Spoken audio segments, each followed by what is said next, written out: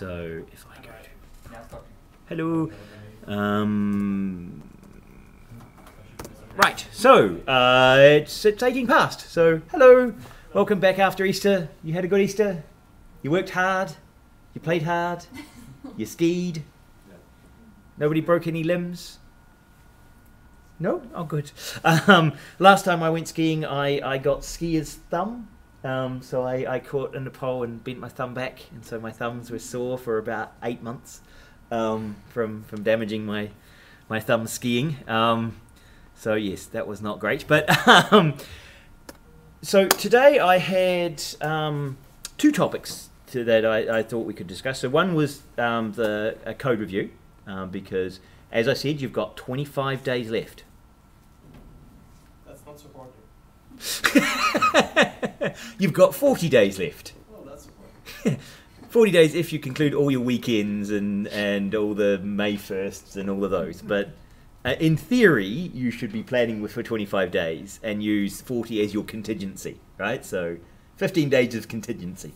And so you should be getting closer to having your code finished and be now going into that stage of documenting the results of experiments and maybe doing some user testing and documenting user testing, and yeah, so rather than adding new features.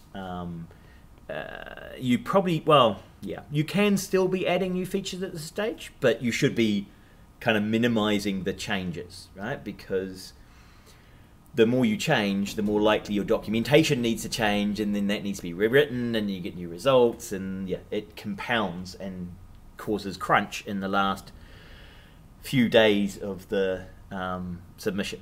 So yes, and you know, your supervisors only have so much time to read stuff, and if all of you come and say, right, we need your stuff, we need you to read this today, and I get like 8 projects that need me to read their stuff in the next hour, it's kind of, yeah, I'm not going to be getting much feedback. So yeah, stage it, right? So it's good to be writing up some stuff now. So I thought we could do some code reviews, look at code quality of anyone who wants to do that. The other thought I had, because it is still in the news at the moment, is on, as I said in the announcement, whistleblowing and professional ethics around what your responsibility is to the wider community and what the whistleblowing laws and processes look like in Norway, right? And in the rest of the world. Because for multiple reasons, so there are discussions currently still on the whole leaking of information to media, the Volkswagen's programmers knowing about the cheating program to lower the emissions during the test phase and not during actual driving, the current issues around autonomous vehicles, so the Uber car that killed a woman, right? And the discussion around Waymo versus Uber.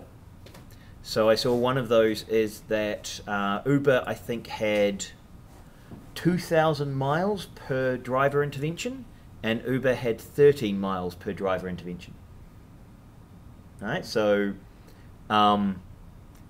quite radically different performances, but are they all lumped into a single autonomous vehicle category and saying, well, you know, they're all the same, and so we should have the same legislation around those two significantly different quality products.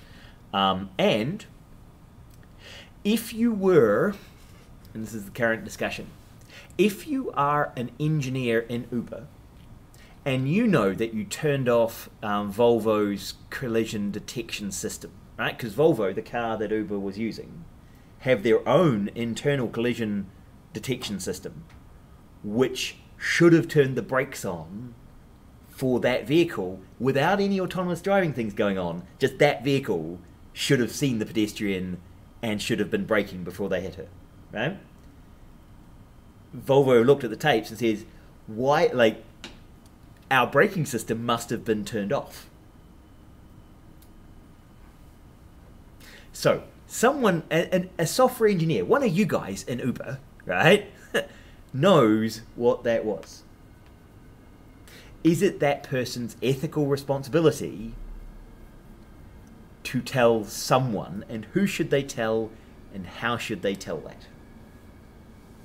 Given that you know you've been employed as a software engineer for the autonomous car part of this group, if you reveal that the autonomous part of this organization was playing fast and loose with people's lives, you're all going to lose your jobs, right? That whole section of the company is going to probably go under because it's going to be sued, and Uber will shut it down and fire a lot of you, right? So all of your friends, all of the people you work with will lose their jobs, and some of them might face criminal charges for negligence. So at that point, what is your ethical responsibility as a professional? Do you tell? Who do you tell? And how do you tell? Thoughts? Ethically, you should probably tell So- the public. Ethically, it's probably the right thing to do to tell people. Ethically, you should not done it in the first. You know, yeah, ethically, you probably shouldn't be doing that in the first place because, you know, that's probably wrong. So in Norway, as I was saying slightly earlier, in Norway, there is a new rule from 2017, July 2017, so not a year old yet, which requires all companies with more than 5 employees to have a whistleblowing policy and a way of protecting whistleblowers from repercussions. Right? So basically, anybody who employs you guys have to make you aware of the whistleblowing policy in the new company you work for. And 5 isn't exactly large, right? So some of you guys are thinking of starting your own company. Will you have 5 people in that company? Yeah. Right. You need to write a whistleblowing policy by law. Say more than 5? 5 or more. So don't not hire someone just so you can avoid having to write a whistleblowing. No, we've got 2 companies with 4 people in each company, and they just work together a lot. Yes, no, that would be a strange way of avoiding the whistleblowing policy. But you need a whistleblowing policy in Norway because Norway has decided that this ethical concern is so great and the protection of whistleblowers is so important for society to not have companies going off and doing crazy things that really early on it needs this full protections, and we need to have processes and need a way of making sure that people can operate using ethics because they're not afraid for their livelihood, right, or their position. One of the biggest challenges with professional ethics is that argument where, you know, are ethics only for the wealthy? Right? If you are well off and you can survive losing your job, then yes, you can behave ethically because, you know, if you lose your job, you'll be okay. Right? But if you're in the States and, you know, you lose healthcare for your children, right? So if your child is currently, say, undergoing cancer treatment, and because your insurance is through the company you work for, if you lose your job, your child immediately stops receiving cancer treatment. Right? At that point, how free are you to do the professionally ethical thing? And if you get a new job, that child's a pre-existing condition on the new insurance, so are not covered.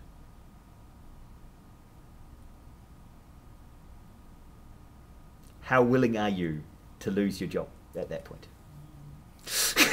Child's life, professional ethics. Yeah. And in fact, and I mean, this is a terrifying thing, but the way in which they set up the employee insurance in the US was specifically to have that dilemma, right? Was to say, was to decrease employees' ability to leave a job, right? To increase loyalty to a company by tying the medical insurance to the company, right? That's why in the 1970s the government removed standardized health cover and made it private insurance and moved it into company-based private insurance, was to increase loyalty to companies. And there are explicit tapes of Nixon discussing this, and it was recognized that this is what they did and why they did it. Right? So given that, as professionals, you're going into a programming jobs, right? Be careful of America. Not all things are rosy in the States, but as a professional, when you're programming, there are two types of mistakes that will be made, right? There are ones that are just, accidents, where you just forgot to do something. And there are intentional shortcuts that this is not the right way to do it, but you're going to do it to save time. Right? I doubt there are very many of you who, say you're programming an AI car, would do we're going to, I know if I do this it'll kill more people, but that will be fun.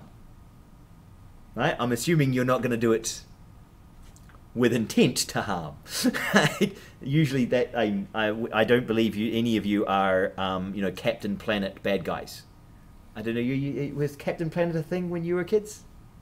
No, but I'm sure you had cartoons where the bad guys in the cartoon were bad to be bad.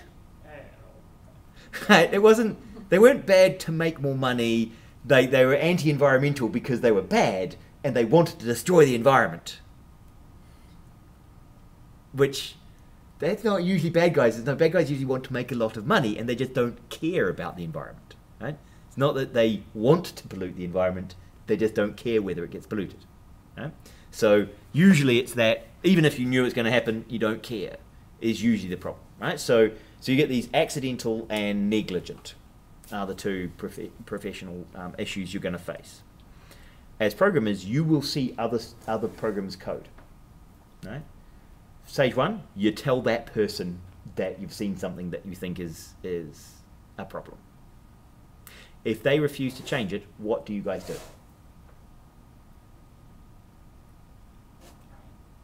Tell my boss. You tell your boss? I would complain to my boss. Do you complain, or do you just say it? Do you say it subtly on the side, or do you make a formal complaint? Depends on the problem, really. If it's not a huge problem, then I can probably do subtle, but it's subtle over a beer, saying, yeah, you should probably go and have a look at that code. It's a bit. But if it's you were killing. So 1 in 5 times steer towards the pedestrian. Then you could probably go, oh my god, that's a steer. Do you, as a group, do you feel it's your responsibility to tell? I know about it. If you know about it, you feel it is your responsibility to raise the issue internally. So who would raise the issue internally? Who would, if your boss said, don't worry about it, it'll be fine, what do you then do? Do you do anything? Because it's now your boss's fault because you've told your boss. So you keep the email to make sure that everyone, when they come investigate, you say, look, see, I told, look, see, I kept the email. Actually, it's one of the things they say to whistleblowers: document everything you do. Right? So that casual chat over beer, that doesn't document that you raised the issue. So you might want to actually send an email so you have a trail that says, look, I actually notified someone of this problem. Because just a chat over Skype or a casual word here and there does not mean that you're protected. Right? Because then it's your word against their word that you said anything. Is it legal to record a conversation? depending on jurisdiction. So in Norway, I think you have to tell the person you're going to record them. I think. Yeah. Especially when, at least that's what they do when they do it on the phone. Yes, when they record you on the phone, they tell you this could be recorded. In New Zealand, we have some interesting legislation. So audio recordings, if one party knows about the recording, it's okay. Right? So I couldn't record you two having a conversation unless I was part of it. So if I'm part of the conversation, then I can record it. But I can't be a third party recording, right? So I can't record other people's conversation, but I can record any conversation I'm a part of without informing you, right? But I can't videotape that. So that's only audio recordings, but not video recordings. I can't. If I'm going to video record anything, I have to tell you I'm video recording this. So, yeah. So there are. So that's New Zealand. I think Australia has different rules. America has different rules. The UK will have different rules. Norway will have different rules. So recording is entirely like you have to work out what the rules are in the specific country. And in the States, it changes by state as well, right? So different states have different laws about what can be recorded and by whom and for how long, and yeah. So yes, you could so in certain jurisdictions you can record it.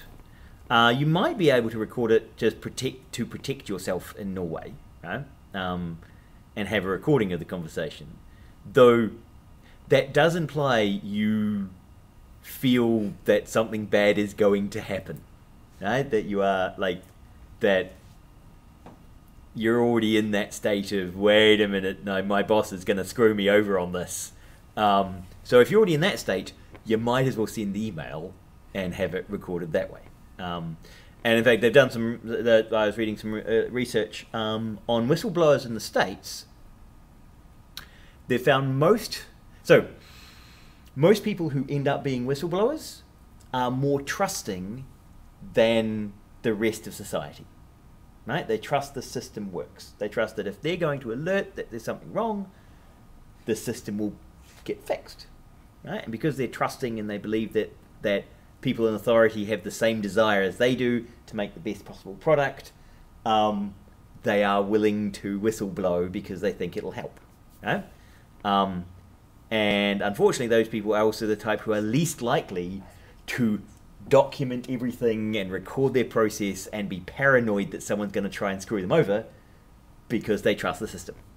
So they tend to be the people who, end up getting more easily screwed over, certainly in the US than in Norway. But it creates a problem, right? And so there are several websites and books now on how to be a whistleblower and how to stay safe while blowing the whistle. Right? So it's things like, anonymous email re-emailers, right? So you send out through proxies, you Tor networks, you hide your identity and you release information, right? You send emails to. So the one I was reading about was the FDA. So a guy noticed that there was a flaw in child incubators, right? So incubators for premature children. He noticed there was a flaw in the design, and so he told his bosses, and his bosses fired him.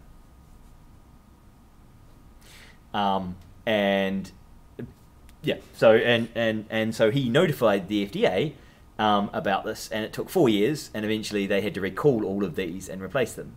But he had lost a job, and he found it hard to find another job because he was labelled as a snitch, as someone who would tell on the company. Now the other option is he was trying to save children's lives. This should be lauded, seen as a good thing, right? So that trust in the I'm trying to do the right thing here, I shouldn't suffer for it. In the States, that's not true. In Norway, you guys have a lot of employee protections, So and you're lucky enough to have an employment sort of unemployment benefit. That means if you do lose your job, particularly if somebody fires you for being a good person, then the state will usually step in and help you out. But even with all that protection, if you guys are working in a large company, there'll be other people you'll work from outside of Norway who aren't given the same protection that you have. Or you'll be working on a project where you know that, if the project fails, there'll be a bunch of people who lose their jobs, even though it had nothing to do with them that was the problem. So, A, you tell your boss. If they do nothing, how do you tell the next, what's the next step? Well, if you don't want to go like externally right away, I think I would talk with my coworkers and try to get them on board and maybe file like a larger complaint or something. So yeah, build agreement within the other employees about this being a problem, right? So that is one of the recommended good advice, is to try and build that other people in the company who agree with you that this is a problem. And so it's not just it's not just you, it's a group. So try to find a solution to the problem.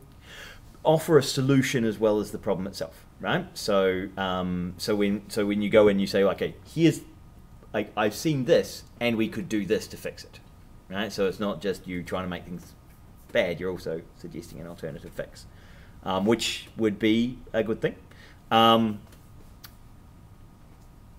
Who would go externally, and who would you go to externally? Do any of you know who you would go to?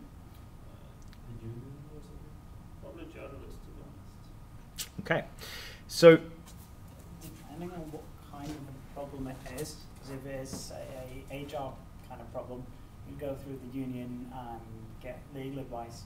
If it is more a ethics and we're doing something bad, you'd go to the, in theory, responsible authorities and have them launch an investigation.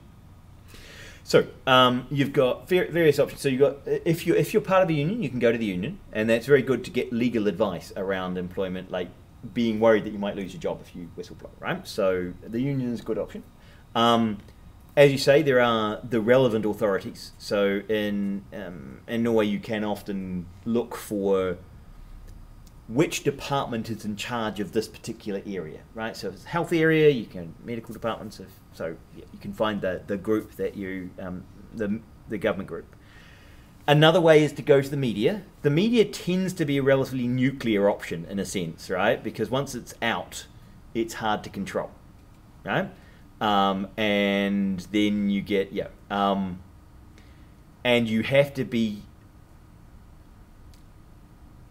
fairly brave and fairly committed if you're going to go to journalists, right? They're not necessarily the best option because often with sound bites it's hard to get people to understand the complexity of what we do as programmers, and this is why Google has just lost its appeal around Java.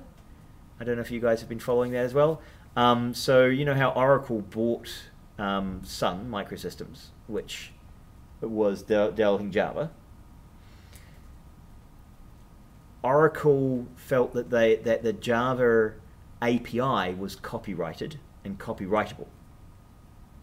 So the Java API, just that description of what functions do, but not any code, was copyrighted, which means when Android used Java API and then re-implemented how it does all of the things in the back end, because Oracle is now after various bills, have won that case.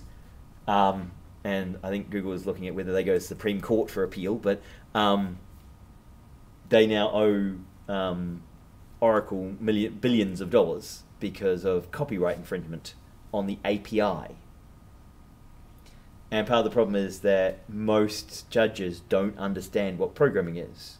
And so when you try and explain the subtlety of what an API is versus what is implementation code, and should an API be copyrighted? Right? If I just should your REST API, should you copyright your REST API so that if anybody uses it, they're breaching your copyright unless they ask for a license? Is your REST API copyrightable? No. Should it be? Is one of those questions, right? Because It's kind of dumb. it, So it depends on what I'm using my API for and how it has been implemented. So if it's not supposed to be an open API available for the public, then I just wouldn't publish my API openly to the public and keep it internal for the company. but if you and if you publish your API publicly, right? If I re-implement all of the calls that that API implies, have I copied your code? No. Like implementation details, you can probably copyright with API really. Yeah. So, but this is a subtlety of coding, right? This is a subtlety of programming which most human beings don't understand, right? So if you go to the media with some detail in the way code works, most of the people reading the articles won't understand, right? And so that's a big challenge, right? To actually get the story to a point where it makes sense to say. I had one. Well, I was an external, so I'm not really whistleblowing. I was auditing, right? And I don't know if I've told you my denial of service attack story. So before I left New Zealand, I read the financial statement of Telecom, which is the equivalent of Telenor, right? So I was reading their financial statement, and I noticed that they purchased 4 deep packet inspection machines. So each like $500,000 piece of hardware, which does deep packet inspection on network traffic. And about 3 months after they had purchased those, I had noticed my Skype performance drop quite significantly. Right? So it appeared that they were selectively decreasing performance on voice over IP because they wanted to protect their own landline services. So I wrote an article about this and identified the machines they'd bought and how and it was a discussion on net neutrality. Right? I then am the only person I'm still the only person I know who's had a denial of service attack on my landline. So my office phone started ringing. So that was Tuesday. I put out the story. By Thursday morning, my phone started ringing at work, and it rang every minute. You'd pick it up, there'd be no one there. You'd hang it up, and within a minute, it would be ringing again. You'd pick it up, there'd be no one there. You'd hang it up, and it would ring for about a minute, then hang up and ring again. Right? So if you just left it, it would just ring constantly, so that nobody could ring in. I could ring out by picking up, hanging up, and then I get dial tone, and then I could ring out. So, I still could talk out, but no one could contact me. And it started at 9 in the morning and ran through to 5 in the evening at work. And I went home, and then it started on my home phone at 6 p.m. on my home phone and ran till midnight. And then started again at 7 a.m. at home and ran till 9 a.m. and then went to work and followed me, and it was 9 a.m. at work to 5 p.m. And it did that every day for about 3 weeks. And I had complained. I complained to the police. I got the national media, because I got the national television came in, and they recorded me answering the phone with no one there and discussing net neutrality and how making a comment about net neutrality and basically kind of whistleblowing on Telenor by reading their public statement and saying, wait a minute, what are you guys doing? Somebody then started harassing me. I got the police involved, I had the university involved. The university tried to get them to stop. Telenor said they couldn't work out where the phone calls were coming from. Right. Right? And we kind of, well, could you ask the billing department? Because, they're probably charging someone for those calls, so they probably know who to charge, right? I would have thought. And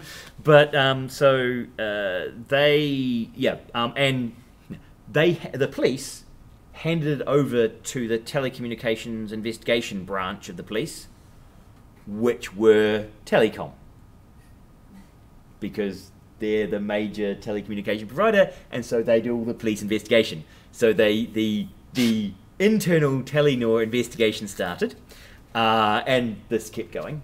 And then after 3 weeks, it started on my boss's phone at university, so the head of department, and his phone was going, and my phone was going, and he had a secretary, and his secretary was supposed to pick up the phone and say, "Good morning, computer science department, how can I help you?" on every call. She got really grumpy pretty quick. She was really pissed. And so the university then told Telecom, look, you need to fix this or we're going to get our telecommunications from Australia. Right? Get the Australians to do it by satellite for the university. And that afternoon it stopped. So somehow they found a way, once they were threatened enough, to stop it. They then went through the investigation, and about 2 months later, I was told that it was a 14-year-old who had done some hacking on SIP calling through Skype, and because he was a minor, they couldn't do anything. Right. Yeah. So the police officer involved, who went and interviewed this kid, said, "I don't think it's him." and because I was talking to the police officer, and he said, "No, I don't think it's him," but they say so. You know, they're the investigation group, and you know, and so, but by that stage, we had left our flat, so I left the flat, and so I haven't had a phone number in New Zealand since then. So I'm going back there in a couple of months. So I'm just hoping my gnome doesn't show up. I'm thinking, aha, ting! And it's still like the code sitting there somewhere waiting for my number to reappear. And then, you know, automatically start calling me again. So, you know, that was, and I wasn't even a Telenor employee, a telecom employee. I was a university employee. When I pushed the newspaper article through the press office for the university, the first thing I did, I went, I want to publish this. And the university said, "Oh, we can't publish that. That is derogatory to one of our major sponsors." Because Telecom was a major sponsor of the university. They donated money to the university. So the university didn't want to annoy them. So the university wouldn't publish it through the university's publication channels. So I went directly to the media myself, without going through the university. Now, I'm not even internal. I'm not whistleblowing at that point. I'm just an external person. And still, my life was made more difficult. Not hugely more difficult, but still, it was during exam time, and that was the number on the exam. So if they were trying to ring me because there was something wrong with the exam, they wouldn't have been able to. So, you know, somewhat professionally inconvenienced. So even outside, I suffered for telling on a major contributor. Later, the university came out with a policy that said no academic member of staff was allowed to talk to the media except through the PR group. So basically, they said they made a new rule within the university. They wouldn't have been that I wouldn't have been allowed to do that anymore, which I think is actually an attack on academic freedom, because you know we have this thing called academic freedom where we're supposed to be able to do that, right? We're supposed to kind of whistleblow on the university. We're supposed to whistleblow on companies, on the government, on anything we see. We're supposed to be the critic and conscience. So the question is, should I do that again? If I saw the same thing happening, say here in Norway with Telenor, should I, given that Telenor sponsors the AI lab up in Trondheim, right? Telenor sponsors that AI lab. If I notice Telenor doing something dodgy around net neutrality, should I go out to the public and say that? Yes. Yes. When the datalagringsdirektivet the previous EU trying to get us to record everything that happens online. But one of the professors of justice at the University of Oslo, he went quite harshly out against it. That being Jon Bing. Mm-hmm. And he wasn't particularly happy about this and wanted, you know, the entire government to look at how this actually would affect people's lives. He also said that he wanted he also wanted the media to get their act together and actually not just talk about the negative things about it, because they only did. And I just got a message that says that both Telenor and Netcom, or Telia, which they currently name, are breaching net neutrality in Norway because they let you use Spotify without charging you data if you have the right services, which, you know, means that they are censoring or prioritizing all the streaming services for music. So, and they have already been called out for it, but nothing has been done. So this is, and so ethically under a net neutrality thing, right? So there is an example of someone calling out a net neutrality issue in Norway, because you guys actually have some net neutrality legislation. In New Zealand, we had no net neutrality legislation. So the reason I was calling it out was say, hey, we should have some legislation because look at what they're doing. You guys actually have some legislation around it, and so you can call them out for, hey, look, they're now breaking it.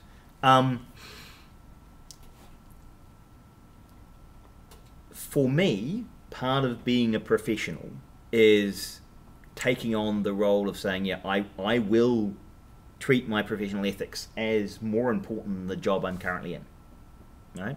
So for me, and I do this for the university as well, I would rather take an ethical stand and be fired than change my ethics, right? So I'm willing to be fired by the university for my opinions, because I believe that I have a solid ethical justification for when I whistleblow. Right? Now, I don't know how many of you are able to be in that position, but most people aren't. Right? Most people aren't willing to do that. So, as you say, you need to build a group of you who can do this. You need to document everything you do. Right? If you are going to whistleblow, if you are in this situation in the future, remember to document all of the things you say and document the responses you get. Right? Because if later you need to show that you did the ethically correct thing, you need that documentation to say, look, I did everything I could. Right? The last one is, if you are going to go public about things and you're in a delicate situation, then yes, find anonymity, find sources, find ways of releasing information that protects your identity. Right? Now, this gets particularly important if you're in the healthcare area or in military or in a bunch of sensitive areas, because if you announce that you're going to tell the media something, right, you're going to immediately cut out of all further discussion around that issue. Right? Even if you don't lose your job, no one's going to tell you about what they're doing anymore because they know you're going to tell the media. So immediately you've now stopped being useful as a whistleblower because you're no longer connected. So if you are in a situation where somebody is doing something dodgy, you might want to stay in the situation but be recording and documenting and anonymously telling, ideally, the authorities, right? That would be who you'd, like, unions, police, Ministry of Education, Ministry of Health, finding those people and informing them, right? People who have responsibility for it. For me, there wasn't, because there was no net neutrality legislation in New Zealand, there was no public organisation responsible for this. So that's why I had to go to the media, because I had to make it political so that someone would pass a law so that, you know, then there would be an organisation, right? Once you have legislation, and the whistleblowing legislation that you have in Norway tells you what that process is, right? And so you guys should have, when you get employed, check what you... it seems awful. It seems like a prenup. When you go into a job and say, right, how do I tell people when you guys are fucking up? It's kind of, that sounds like you're kind of going in there with the assumption that I'm going to hunt you down and spy on you. But it's better to know your situation when you go in than to be blindsided by a problem and not have the documentation and not have an understanding of what your rights are. Right? All of you are becoming programmers and are hopefully going to be very good programmers. And so you'll be working on code that's interesting and diverse and challenging, and you may get into a situation where people's lives depend on you getting stuff right. Right? And you'll see other people's code where it's wrong. So this is something that you may have to personally deal with. I know there are a bunch of people who, when they get in a situation, they just walk away and get a different job. They just don't want to. They don't want to have to deal with that, right? They walk out because they can't. They don't want to be involved, right? And that's one way of dealing with the ethical dilemma. The other way is to stay in and try and fix it, right? But it's a challenge, and the advice I have, and the advice I think that you need to give people is that it is still your responsibility to tell your grandchildren what code you wrote when you were in the trenches of developing the software that writes autonomous cars, or that controls drones, or flies people to Mars, or any of those sort of things, right? And you should be able to feel proud of what you've done. And so part of that is being ethical and standing up for when you've done something, being able to tell people, okay, this is wrong, this is why it's wrong. If they don't change it, then you might have to escalate. Right? But it takes bravery, and so some of you, it does mean that you're going to have to kind of build yourself up. The last piece of advice they give is, if you are going to whistleblow, you better make sure you're correct. Right? And you don't exaggerate. You don't say, like you always do this if they only do it like 99 times out of 100. Don't say you always do it this way. You say, no, most of the time it's like this. Or, don't overstate your case. Be very clear and very precise, and make sure you're correct. Because if you do whistleblow, or you do kind of announce something and you're wrong, then you lose your job and nobody's there to defend you because you got it wrong. Okay, so we'll take it out. Do code review. Does any of you want to have a code review? I have a second option. You guys have some code to review? Excellent. So, excellent. Yep. So, we'll take the 15-minute. We'll take the 10-minute break. Be back at 10 past, and we'll do code reviews for both of you guys. Excellent. Okay. So yes, have a break, and yeah. So whistleblowing is an important issue, and it is a thing, but it's also heavy for a Friday afternoon. So we'll do code review now, and we'll move on from there. Okay. By stream, we'll be back in 10 minutes. Do you want your code review public or not? Don't care? Not really? No. So we'll say bye to the stream, and we're just doing code reviews now. So bye stream. 5 people watching. That's nice. That could, of course, be 5 Russian robots who are trolling my stream to try and work out. Though they haven't said anything in the chat, so I'm assuming. I know one of the guys watching because he's been talking to me. Aha! So, what's happened? Right, that's why he sent the email about the net neutrality stuff. The net neutrality is interesting. But anyway, bye stream, back in 10 minutes for people in here.